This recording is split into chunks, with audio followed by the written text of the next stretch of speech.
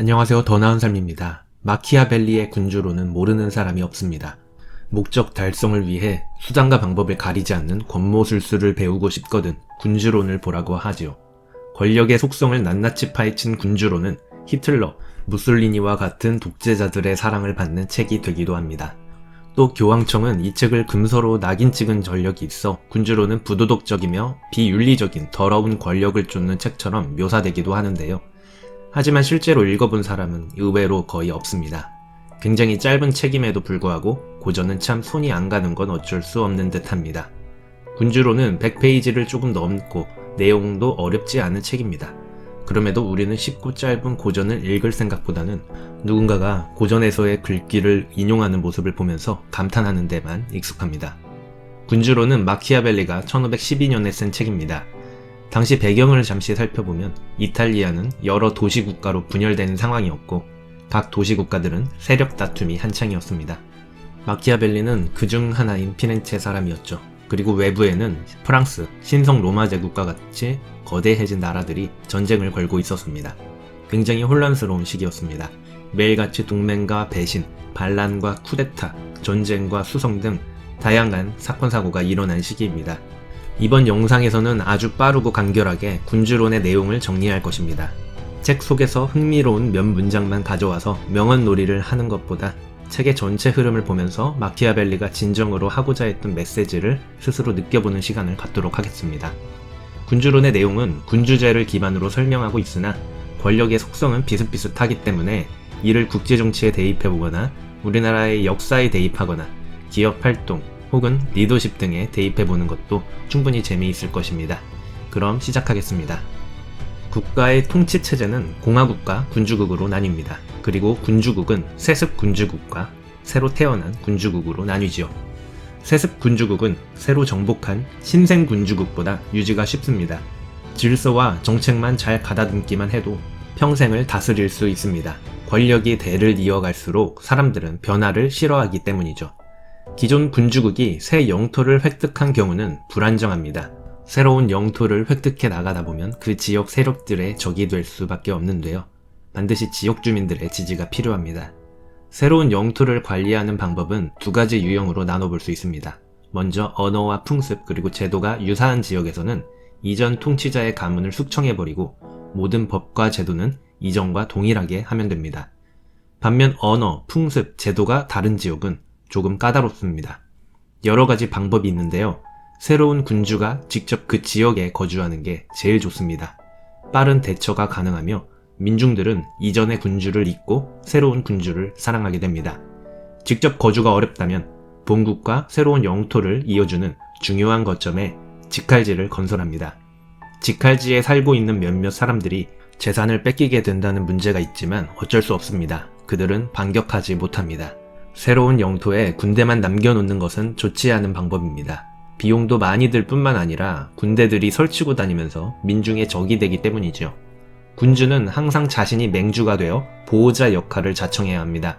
나 아닌 군주가 강성해지게끔 돕는 일은 곧 자기 자신의 몰락을 준비하는 것과 같습니다. 나의 도움으로 누군가 강성해졌다면 그를 강성하게 해준 재능이나 군사력은 곧바로 그들을 위협하는 세력이 될 것이기 때문이죠. 군주국의 운영 방식은 두 가지로 나눠볼 수 있습니다. 신하를 통한 방식과 제후를 통한 방식이 있죠. 전자의 경우 군주가 신하를 직접 임명하기 때문에 군주의 권위가 절대적인 반면 후자의 경우 제후가 세습적 지위를 가지기 때문에 실질적인 나라의 주인일 수 있습니다. 신하로 운영되는 국가를 빼앗는 것은 어렵습니다. 하나로 뭉쳐져 있기 때문에 반란을 일으키기도 어렵습니다. 그러나 한번 정복한 다음부터는 관리가 쉽습니다. 제후로 운영되는 국가는 기존 군주의 불만이 많은 자를 포섭함으로써 정복하기가 쉽습니다. 그러나 관리가 어렵죠. 군주의 혈족만 숙청한다고 국가가 안정되는 게 아니기 때문입니다. 그렇다면 군주 없이 민중들의 자치로 이루어지는 공화국을 점령했다면 어떻게 다스려야 할까요? 가장 효과적인 방식은 완전히 파괴하는 것입니다. 공화 정치에는 더 큰 생명력, 더 큰 증오, 복수에 대한 목마름이 있습니다. 그래서 옛 전통을 조금이라도 남겨놓는다면 이들은 기회가 올 때 들고 일어나기 때문입니다. 군주가 되는 방법은 여러 가지가 있습니다. 첫 번째로는 힘과 능력으로 되는 경우입니다. 스스로의 힘으로 국가 건립할 때에는 그 과정은 어렵지만 일단 건립만 했다면 통치는 쉽습니다. 그러나 자신의 힘이 부족해 타인의 지지가 필요한 경우에는 어디에도 이르지 못한 채 실패하게 됩니다. 대중의 심리는 언제나 오락가락하기 때문에 설득은 쉽지만 유지가 어렵습니다. 그래서 군주는 민중이 자신들을 따르도록 강제할 만한 힘이 있어야 합니다. 두 번째로는 행운으로 군주가 될 수도 있지요. 쉽게 된 만큼 극도로 불안정합니다. 세 번째로는 잔혹한 폭력을 통해 군주가 되는 방식입니다. 이 경우 권력을 가질 수는 있지만 존경과 영광은 없습니다. 잔혹한 폭력은 단기간에 결정적으로 필요한 만큼만 써야 합니다. 그리고 폭력으로 얻은 권력은 잘 사용하여 민중에게 최대한의 혜택으로 돌려줘야 합니다. 반면 과감하지 못해 뒤로 갈수록 폭력이 점점 잔인해진다면 상황은 악화됩니다. 매번 칼을 휘두를 때마다 민중의 신뢰는 없어집니다. 폭력은 빠르게 행하여 씁쓸함을 맛볼 시간은 적게 하고 호의는 하나씩 천천히 베풀어 충분히 음미할 시간을 줘야 합니다. 마지막으로 시민들의 지지로 권력을 잡게 되는 경우입니다. 시민들은 귀족과 민중들로 나눌 수 있는데 이들은 상충되는 관계입니다. 각각 자신들을 대변하는 자에게 힘을 몰아주어 그를 군주로 만들고 그 권력으로 자신들을 보호하고자 하는데요. 귀족을 대변하는 군주들은 나름 강한 힘을 가진 귀족들의 간섭에 의해 권력 유지가 힘들고 최악의 경우에는 이들로부터 공격을 받을 수 있는 반면 민중을 대변하는 군주들은 권력 유지가 쉽고 최악의 경우 그저 버림을 받을 뿐입니다.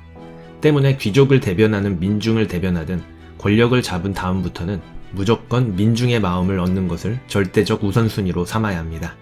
민중은 특별히 억압만 안 하고 잘 보호만 해주면 단번에 군주의 편이 됩니다.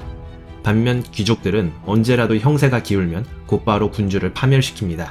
따라서 현명한 군주는 형세가 좋든 나쁘든 늘 군주의 통치를 민중이 원하도록 만들어야 합니다. 외세는 어떻게 막아야 할까요? 여기에도 정답은 민중에게 있습니다. 견고한 요새를 갖추고 민중에게 미움을 받지 않도록 합니다. 적군의 포위를 당하더라도 민중에게 먹을 식량과 방어할 무기만 쥐어준다면 사기를 유지하는 것은 어렵지 않습니다. 한편 교회 국가는 군주에 관계없이 권력을 유지하게 해줍니다. 지켜주지 않아도 민중을 다스리지 않아도 외세로부터 방어하지 않아도 권력을 유지할 수 있습니다. 국가 권력은 좋은 법과 좋은 군대에서 나옵니다. 어떤 군대가 좋은 것일까요? 먼저 용병대는 충성심이 없고 위험이나 고생을 피하려고만 합니다. 반면 주변 동맹국의 원군은 훌륭하게 단결되어 있지만 신뢰할 수 없지요. 언제 칼끝이 군주로 향할지 모릅니다. 군대는 무조건 자국군으로 꾸려야 합니다. 자기 군대의 힘에 기초하지 않은 권력은 취약하고 불안정합니다. 군주는 군사 문제와 전쟁 기술에 정통해야 합니다. 그렇지 않으면 병사들은 의심하기 시작하고 협력은 어려워집니다. 군주가 군사 전술을 모른다면 몰락하게 됩니다. 그러니 군주는 군사 훈련을 전시보다 평시에 더욱 열성적으로 하고 군주는 역사를 공부해야 합니다. 지금부터는 군주의 자질에 관한 이야기입니다. 현실과 이상은 항상 마주합니다. 이상은 어떻게 살아야 하는가라는 질문을 의미한다면 현실은 어떻게 살고 있는가라는 질문을 의미합니다. 문제는 이상에 매달리면 재앙을 맞이한다는 것입니다. 덕없는 자들이 대부분인 세상에서 홀로 늘 덕있기를 자처하면 결국 좋지 않은 상황에 처하게 됩니다. 인간은 완벽할 수 없는데 이는 군주도 마찬가지입니다. 후하다와 인색하다 중 어느 성품이 군주에 적합할까요? 후하다는 것은 일반적으로 좋은 이야기지만 군주에게는 해가 됩니다. 후하다는 이야기를 듣는다는 것은 아낌없이 내줄 때나 듣는 평입니다. 그렇게 계속 퍼주다가 돈을 다 쓰게 되면 존경은 사라지고 얕보게 됩니다. 그리고 뒤늦게 인색하게 태도를 바꾸면 미움을 사게 됩니다. 반면 인색한 군주라면 전쟁이 나거나 위급 상황에 추가적인 세금을 걷지 않고도 위기를 극복할 수 있기에 권력을 계속 유지할 수 있습니다. 최악의 경우라 할지라도 인색한 자는 그저 비난만 받을 뿐이죠. 잔인함과 자비로움을 살펴보겠습니다. 모든 군주는 자비롭다는 평판을 얻고 싶지만 자비를 과하게 베풀 때 무질서, 약탈, 흉악범죄가 나타날 수 있습니다. 약간의 가혹한 분보기를 보여 질서를 유지하는 게 나중에 더 자비롭다고 평가될 것입니다. 또 모든 군주는 두려움의 대상과 사랑받는 대상이 되고자 합니다. 그러나 이 둘은 양립하기 어렵습니다. 둘 중 하나를 선택하려면 두려움의 대상이 되어야 합니다. 인간은 본래 감사할 줄 모르고 신뢰가 없으며 위험이 닥치면 도망쳐버립니다. 인간은 두려워하는 사람보다 사랑하는 사람을 더 쉽게 배신합니다. 감사의 끈은 쉽게 끊어내지만 처벌은 두려워서 잊혀지지 않습니다. 군주는 두려움의 대상이 되어야 합니다. 그리고 사랑받지는 못하더라도 미움을 받는 일은 절대로 피해야 합니다. 미움을 받기 피하는 것은 무척 간단합니다. 그들의 재산과 여자들의 손만 대지 않으면 됩니다. 현명한 군주는 약속을 지킴으로써 화를 자초하게 되거나 약속을 했던 이유가 더 이상 유효하지 않은 경우에는 약속을 지키지 않아야 합니다. 역사를 살펴보면 수많은 평화조약과 약속들이 무효로 돌아갔습니다. 여우 같은 군주가 그렇지 않은 군주보다 더 큰 성공을 거뒀습니다. 여우 같더라도 겉모습은 성실하고 자비롭고 인간적이고 정직하며 독실한 것처럼 보여야 합니다. 어차피 민중이 군주를 직접 보긴 힘들고 겉모습만 보고 판단하기 때문이죠. 그리고 인간은 누군가의 행위를 판단할 때 최종 결과만을 따지기 마련입니다. 군주를 위협하는 것은 크게 내부적인 위험과 외부적인 위험으로 나뉠 수 있습니다. 이 중 외부적인 위험은 훌륭한 군대와 훌륭한 동맹만 있다면 해결이 됩니다. 내부적 위험은 반란이나 쿠데타의 가능성인데 이는 미움과 경멸에서 오는 것입니다. 반란 그 자체는 성공하기 어렵습니다.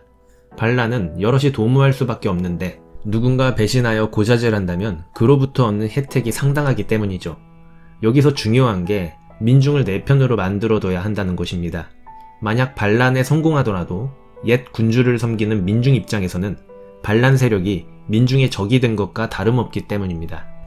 따라서 민중을 자기 편에 두는 한 반란은 걱정할 필요가 없습니다. 당파 싸움으로 분열된 도시는 단번에 함락됩니다. 건강하고 자신감 있는 군주는 절대로 분열을 용납하지 않습니다. 군주가 존경을 받기 위해서는 군사적 승리와 뛰어난 능력이 있어야 합니다. 여기서 중립적인 태도는 별로 좋지 않습니다.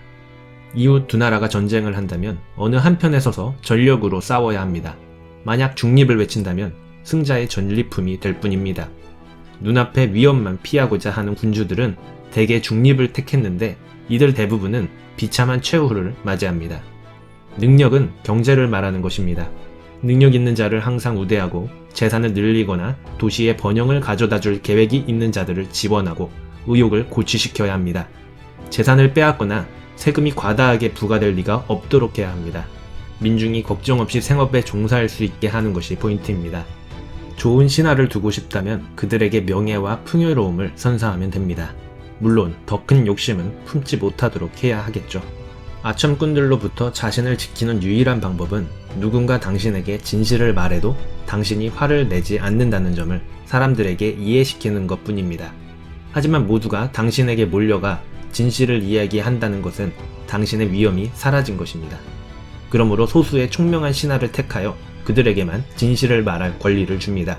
다만 군주가 물을 때만 신하가 대답하도록 해야 합니다. 그 외의 자에게는 조언을 구하면 안 되고 묻지도 않았는데 신하가 먼저 조언하도록 하는 것도 안 됩니다. 나라가 망하는 것은 오로지 군주 자기 자신 때문입니다. 국력을 유지하기 위해서는 자기 자신의 힘과 능력에 의지해야만 합니다. 다른 사람에게 기대하거나 믿음으로써 자신의 권력이 유지된다고 생각하면 안 됩니다. 사람들은 신과 운명이 세상사를 지배한다고 생각합니다. 그러나 우리가 하는 일의 절반은 운이 결정하지만 나머지 반은 거의 우리 자신의 손에 달렸다고 믿고 싶습니다. 운명은 범람하는 강과 같습니다. 강이 넘쳐 흐르면 우리는 저항할 수 없죠. 그러나 평소에 둑과 제방을 쌓아둔다면 물이 차오르더라도 걱정할 게 없습니다. 운명은 끊임없이 변하지만 인간은 본래 타고난 성향이나 경험을 쉽게 바꾸지 못해 이전의 태도를 고수하려 합니다. 하지만 시대를 거스르는 사람은 반드시 실패합니다. 그렇기에 신중하기보다 과감하게 변화하는 것이 더 낫습니다. 지금까지 군주론을 살펴보았습니다. 권력을 유지하기 위해서는 민중들이 먹고 사는데 방해하지 않고 행복하게 해주는 것이 진리임을 알 수 있었습니다. 그리고 남에게 의지하지 않고 스스로를 지키고 자신의 능력을 키워야 한다는 메시지도 있었습니다. 나라를 다스리지 않더라도 기업을 경영하거나 개인의 삶을 살아갈 때 군주론은 매우 현실적인 가르침을 줍니다. 그런데 왜 군주론은 나쁜 책으로 평가받았을까요? 아마도 이 책을 읽으면 호구마인드가 사라지게 되는데 누군가는 세상의 호구들이 없어지는 게 싫었던 것은 아니었을까요? 이상 더 나은 삶이었습니다.